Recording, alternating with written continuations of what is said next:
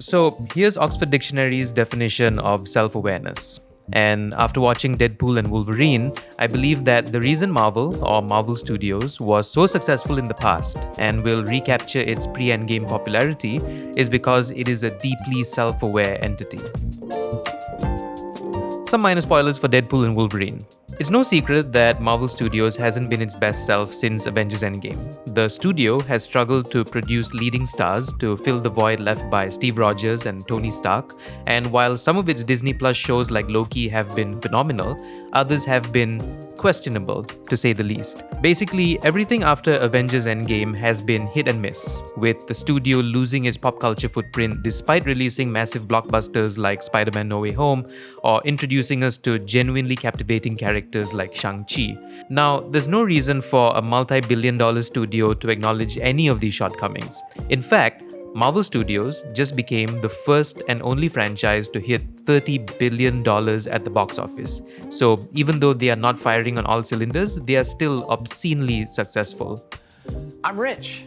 Which is why one of the most shocking lines to come out of Deadpool and Wolverine is when Deadpool says to Wolverine, "Welcome to the MCU, you're joining at a bit of a low point." Hey, is he allowed to do that? The fact that Marvel Studios let that joke slide shows that the studio is not only admitting its shortcomings and failure to deliver quality content the way it used to, but it also tells us that the studio is confident enough in the success of Deadpool and Wolverine and upcoming films like Fantastic Four, First Steps, and Captain America Brave New World that it sees this quote-unquote low point as a temporary bump in the road. In the third act of Deadpool and Wolverine, that low point joke evolves into a full-blown plea by Deadpool himself, asking Marvel Studios to put an end to the multiverse saga. He even says that it's not working the way it's supposed to, people have had enough, and Marvel should cut its losses and move on to something else. It's such an effective joke because it captures what audiences and fans have been thinking or saying for a couple of years now, that while the multiverse is a very fun concept, the studio has failed to truly exploit what it means to the canon or the overall timeline, the way films like Into the Spider-Verse and Across the Spider-Verse have. You have a choice between saving one person and saving an entire world, every world. Now, this isn't the first time Marvel Studios has shown signs of self-awareness, right? The studio has always gently tapped the fourth wall to acknowledge certain in-universe inconsistencies. Kevin, I'm not happy with what's happening in my story. You do not get to choose. Like the time Don Cheadle was cast to play Rhodey, replacing Terrence Howard.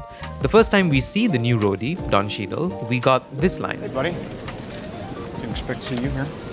Look, it's me. I'm here to deal with it. Let's move on. The truth is, Marvel Studios, or more precisely Kevin Feige, has always had this ability to quote-unquote listen to quote-unquote the word on the street. Because of the nature of Deadpool as a character, they were able to turn that self-awareness up to 100 and allow the character to make a few jokes at their expense.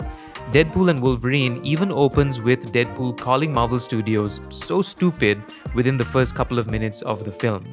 It's also probably not a coincidence that the weekend of Deadpool and Wolverine's release, the studio screened footage of Fantastic Four at Comic-Con and announced the return of Robert Downey Jr. to the MCU as Dr. Doom. The timing of Deadpool's awareness of this mediocre MCU phase lines up with the studio basically initiating its own course correction that same weekend.